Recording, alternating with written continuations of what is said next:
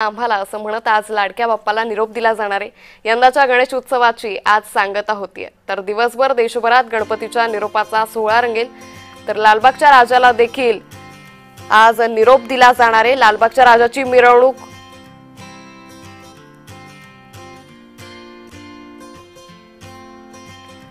लालबागच्या राजाची मिरवणूक निघेल आणि या लालबागच्या राजाच्या मिरवणुकीवेळी देखील मोठ्या संख्येने मुंबईकर या मिरवणुकीमध्ये सहभागी होत असतात। लालबागच्या राजाची ख्याती अख्ख्या देशभर पसरलेली आणि यातच लालबागच्या राजाच्या दर्शनासाठी गणेशोत्सवात मोठी गर्दी केली जाते। फक्त राज्यभरातून नाही तर देशभरातून भाविक लालबागच्या राजाच्या दर्शनासाठी येत असतात आणि लालबागच्या राजाची विसर्जन मिरवणुकीसाठी या बाप्पाची एक झलक पाहण्यासाठी यावेळी मुंबईकर मोठ्या संख्येने या मिरवणुकीमध्ये सहभागी होता। वाजत गाजत लाडक्या बाप्पाला निरोप दिला जातो।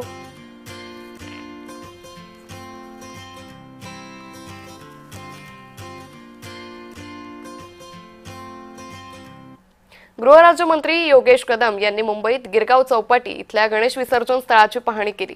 विसर्जन स्थळाच्या सुरक्षा व्यवस्थेचा त्यांनी आढावा घेतला। एआय तंत्रज्ञानावर आधारित चेहरा ओळखणारे कॅमेरे बसवण्यात आले। पोलीस विभागाच्या वतीने उभारण्यात आलेल्या सर्व सोयी सुविधांची पाहणी केली। एकूण 89 सीसीटीव्ही कॅमेरे गिरगाव चौपाटी परिसर आणि आजूबाजूच्या परिसरात बसवण्यात आले। 250 लाईफ गार्डची नियुक्ती करण्यात आली आहे। तर गिरगाव चौपाटीवर हा सगळं प्रशासन आज या विसर्जनाच्या पार्श्वभूमीवर तयार आहे।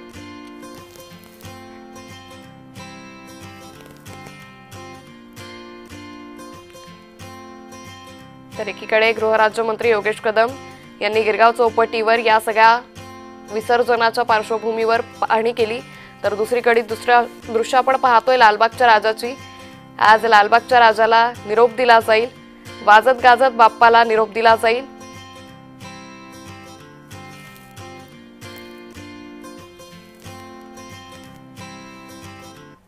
गिरगाव चौपाटी येथे हजारोच्या संख्येने सार्वजनिक गणेशोत्सव मंडळ असतील किंवा घरगुती गणपतींचं विसर्जन करण्याकरिता लाखोच्या संख्येने इथे भाविक येत असतात आणि इथला उपाययोजना पोलीस विभागाच्या मार्फत असलेल्या उपाययोजना त्याची एकंदरीत आपल्या महाराष्ट्र राज्याचे माननीय मुख्यमंत्री देवेंद्र फडणवीस साहेबांनी ज्यावेळेस बैठक घेतली, जे निर्देश दिले त्या निर्देशानुसार ज्या काही उपाययोजना करायच्या आहेत त्याची पाहणी करण्यासाठी आणि त्याची फक्त खात्री करून घेण्यासाठी आज मी इथे आलो होतो।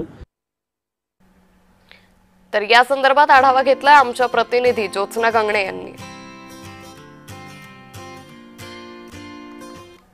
आपल्या सर्वांच्या लाडक्या गणरायाचं विसर्जनाला आता अवघे काहीसे तास शिल्लक असतानाच मुंबईमध्ये गणरायाची पंढरी म्हणून ओळखली जाते। याच मुंबईमध्ये आता लाडक्या बाप्पाच्या विसर्जनासाठी मुंबई महानगरपालिकेकडनं युद्धस्तरावरती तयारी सुरू करण्यात आली आहे।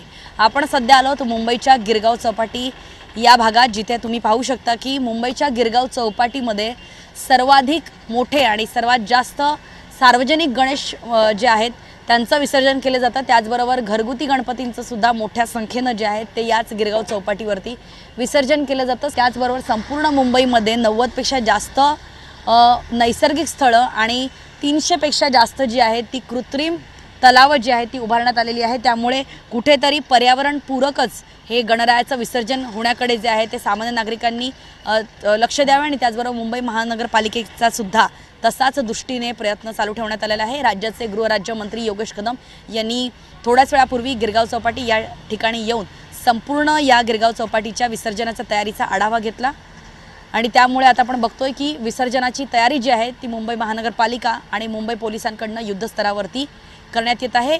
येणाऱ्या काळात म्हणजे विसर्जनासाठी साधारण 24 तासापेक्षा जास्त वेळ लागतो आणि सगळं सुख समृद्धीने व्हावं, कुठली अनुचित घटना घडू नये यासाठी नागरिकांनी सुद्धा तेवढंच कोऑपरेट। आता थेट जाऊया आपण पुण्यामध्ये, ज्या ठिकाणी